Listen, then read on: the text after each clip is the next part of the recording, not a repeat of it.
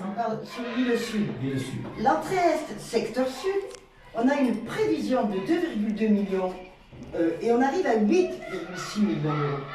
Ce qui fait que la ville a investi par défaut de gestion, défaut de prévision, elle a investi 17 millions d'euros dans la SAI.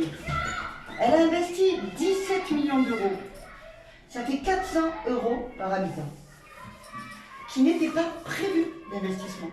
Il y a quand même un problème de gestion. Quand on sait que la gouvernance de cette SAI, moi ça me pose un problème, quand vous regardez là-dedans, ils ont 2,2 équivalents temps plein. En gros, un directeur, un secrétaire. Alors ils justifient parce qu'ils externalisent. Ils externalisent la comptabilité, ils externalisent le judiciaire, etc. Mais en termes d'aménagement, en termes de construction, en termes de projection sur du foncier, en termes de marché public, parce qu'il faut les construire, elles sont où les compétences là-dedans? C'est une coquille vide. À qui elle sert? Elle ne sert pas à ce qu'elle devrait servir, c'est-à-dire la ville et l'agglo pour de l'aménagement. Parce que au-delà de tout ça, on a parlé un peu d'attractivité des salaires, de la mise en concurrence qu'il va y avoir entre l'entrée est et le secteur sud, et s'il faut l'entrée est et le secteur nord. Au-delà de ça, là c'était une société économique mixte qui était gérée, financée par la ville. Sur l'entrée est et le secteur nord, on passe à l'agglo. Parmi nous, il y a aussi des conseillers communautaires d'agglo, Philippe, Laura, Denaja et moi-même, Sébastien et moi-même. Donc, c'est quand même quelque chose où on connaît les incompétences, les problématiques de gouvernance et de gestion de cette société dans sa gestion des chantiers de la ville. On va la passer à l'agglo sur un chantier qui va être géré par une société privée, par GGM, et sur un chantier qui, en avance avant même que la première pierre soit posée, a été positionné par la Chambre régionale de la Cour des comptes comme déficitaire, comme inutile, comme mise en concurrence avec le secteur sud. Et donc là, ça nous pose problème parce qu'il nous faut absolument travailler et continuer de travailler au niveau de l'agglo pour réorienter l'aménagement de l'entrée est, secteur nord. Parce qu'on ne peut pas rester dans un aménagement où on va faire que de l'urbanisme et où on va se retrouver comme au Salin avec des immeubles totalement vides. Donc on est là dans un gros problème de gestion, un gros problème de gouvernance, un manque total de transparence. On a parlé de la société Moumi, j'en citerai d'autres. Hein. Il y a eu une acquisition de parcelles sur la route de Montpellier et les domaines ont évalué à 77 euros le mètre carré. Finalement, elles ont été acquises à 159 euros. Bon, donc on pourrait gratter et on va continuer nous de gratter parce qu'il y a matière à faire, matière à voir.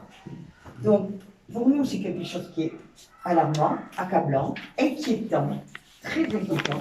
Quelque part, c'est pas clair, c'est vraiment pas clair, on peut dire autre chose.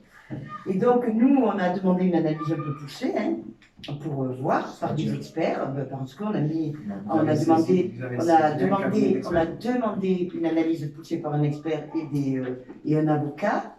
Et on va, comme a dit Laura, mettre travailler. On a demandé, c'est un groupe d'opposition. Donc c'est finalisé comment ça? Ah non, mais là pour le moment, c'est juste une première analyse et ça c'est une demande d'avis. Et puis si voilà, une demande d'avis, mais nous alerterons et nous mettons en œuvre on va dire, une consultation plus collective, c'est-à-dire qu'on voudrait associer des citoyens, des associations, des partis, des organisations, des collectifs, des syndicats s'ils veulent, toutes les représentations citoyennes individuelles ou collectives, en fait, pour travailler sur ces sujets, parce que, comme a dit Philippe, après la Chambre régionale, le rapport sur Toaglo, qui avait quand même été accablant, parce qu'il y avait des appels, des marchés passés sans appel d'offres du directeur à son fils, sur plus de 200 ou 300 000 euros, c'est quand même...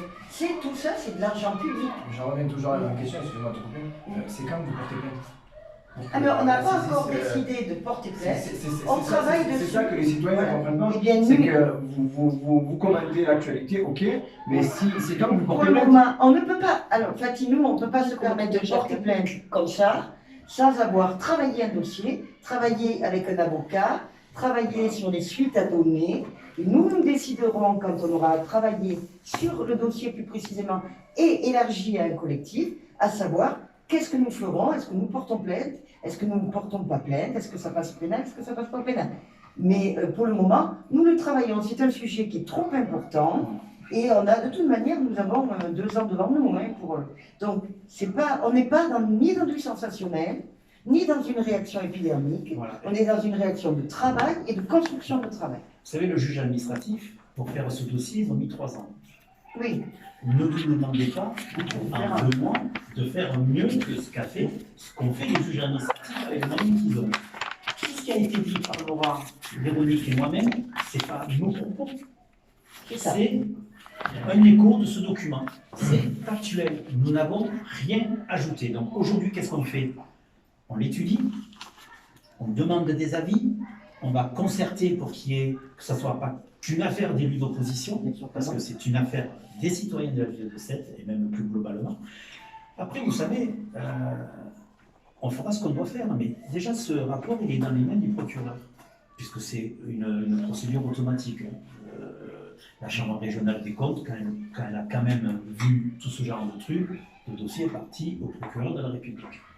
Ne nous demandez pas non plus d'aller plus vite que le procureur de la République. Le procureur de la République, il est en train d'étudier ou de ne pas étudier, c'est son libre arbitre. Nous, on étudie, et effectivement, parce que vous savez ce qu'il y aurait de pire, c'est de partir au dépôt de plainte sans le préparer, sans se préparer, Exactement. et qu'on perde. Parce que si vous perdez devant la justice sur un dépôt de plainte, ça veut dire que vous cautionnez. Je reprends un peu la question. Je vais vous parler plus d'action. C'est quand